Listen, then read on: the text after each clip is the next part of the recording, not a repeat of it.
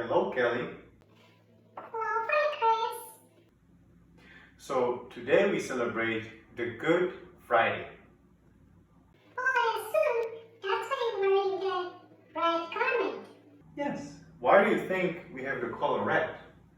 Well, it's because of the blood that Jesus gave up for us. That he died on the cross, on the Golgotha. Yeah, that's true. Did you know that Good Friday is the only day in the whole liturgical calendar when we do not celebrate a Mass? Really? So this year, the Good Friday started a little bit earlier. We had the Good Friday in the middle of Lent. Oh yeah, because of the coronavirus, we basically celebrated Good Friday somewhere from the third or fourth Sunday of Lent, where we could not celebrate the Masses with the congregation. Yeah, I would say we experienced the Good Friday. But there is something else that is important in the Good Friday. What is it? Well, you know, the Good Friday, it's the passion of Jesus. So it's his death on the cross, on Golgotha. And that's what we celebrate. But what we usually forget is that Jesus, on that day when he died, he went to hell. What? Why did she went to hell? Well, because before Jesus, there was no salvation. So the gates of heaven were closed. So everybody that died, they went to, well, it's not a hell, they call it Sheol. So it's like a purgatory, but more like a waiting place. So what did he do there? Well, he went to the Sheol to pick up all those people that died. Like the prophets, the ancestors, all the people that died and they deserve to go to heaven. Jesus went there and picked them up. Wow! So it was a big crowd walking with him back to heaven. Oh yeah, and basically in that day, we celebrate the emptiness on earth. Like we don't celebrate the Mass because of Jesus' death. But in the Sheol, Jesus picked up all those dead people and he opened the gates of heaven, and basically whenever Jesus will resurrect in 3 days, all those people, dead people, the souls of those people, they will go to heaven. That's wonderful. Oh yeah, it is. So first, let's go to the Gospel of the Good Friday. The Passion of our Lord Jesus Christ according to John. Jesus went out with his disciples to a garden into which he and his disciples entered. Judas got a band of soldiers and guards from the chief priests and the Pharisees and went there with lanterns, torches, and weapons. So the band of soldiers, the tribune and the Jews' guard seized Jesus, bound him, and brought him to Ananias first. The high priest questioned Jesus about his disciples and about his doctrine. Jesus answered, I have spoken publicly to the world. I have always taught in a synagogue or in the temple area where the Jews are gathered. Why ask me? Ask those who heard what I was saying.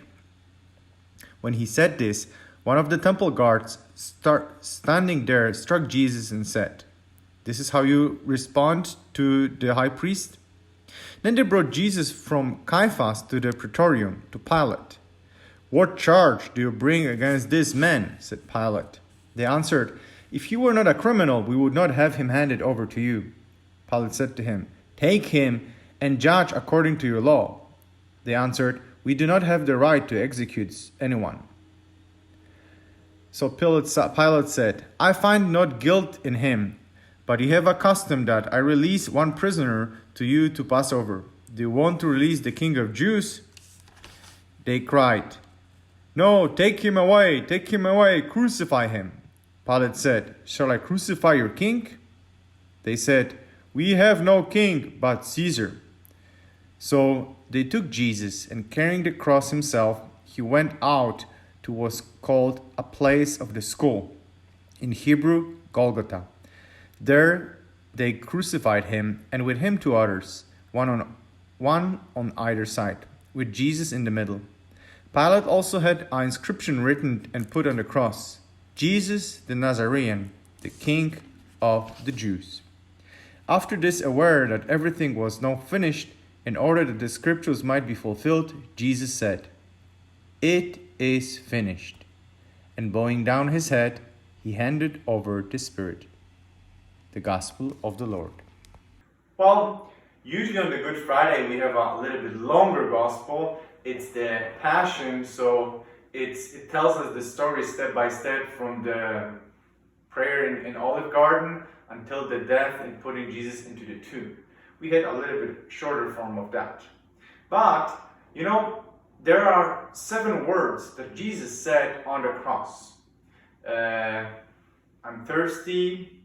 Then the words to his mom and to his disciple: this is your mom, this is your son. I forgive you. Father, don't count them. Then he was crying, why have you forsaken me? And the last word was, it is accomplished. So, which of the 7 words make the biggest impact on you, Kelly? I think with all the situations that we are going through, the words that are very important for me is, God, why have you forsaken me? Well, it's interesting that Jesus said that. The Son of God. The one that was very close to him. Why did he say that? Well, Jesus was the Son of God, but he was also human. So he suffered, he had felt the fear, he also felt the loneliness, and he was also tempted, like we have heard on the first Sunday of Lent about the temptation of Jesus. Oh yeah, in the desert. He was there for the 40 days and was tempted by the devil. Yeah, so Jesus felt the same way like we feel. That's why when he was dying on the cross, he was scared. And he thought that everybody abandoned him. Well, it's true. Look, the disciples went away. It was only Mary and John. Well, yeah, and that's why this crying to God, God, oh God, why have you forsaken me? But there is one word that comes after that. And that's the word that I love. Jesus said, it is, well, the English translation said it is finished. But I prefer the translation, it is accomplished. Why did he say it is accomplished? Well, he said it is accomplished because he fulfilled the earthly mission that he had. So he proclaimed the gospel, he proclaimed the new world, he brought the salvation, and also he died for the people. He went through the temptation, through being abandoned, being by himself, and finally he was faithful until the death.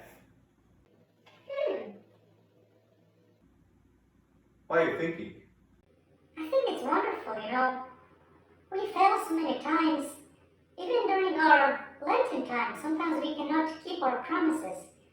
Jesus is a beautiful example that if you want something very much, we can keep it. Oh yeah, it is. That's why he said those words, it is accomplished. So, homework? Yeah, sure. So, maybe do something with that word, it is accomplished.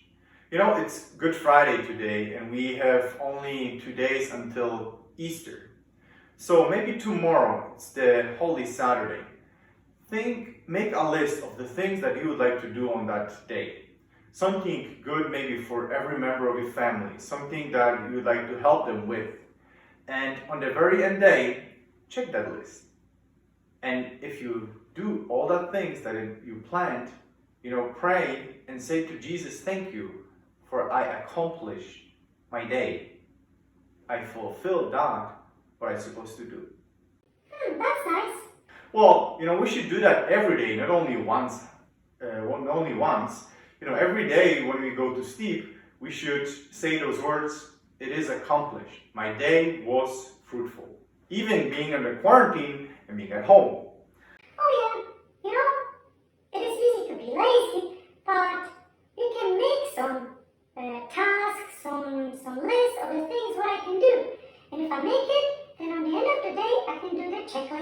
and say, I accomplished that what I have prepared for me. I think I'm going to start a list. Well, very good. Very good. I'm proud of you. So, thank you for watching and celebrating with us the Good Friday. And we will see you tomorrow on the Holy Saturday. God bless you.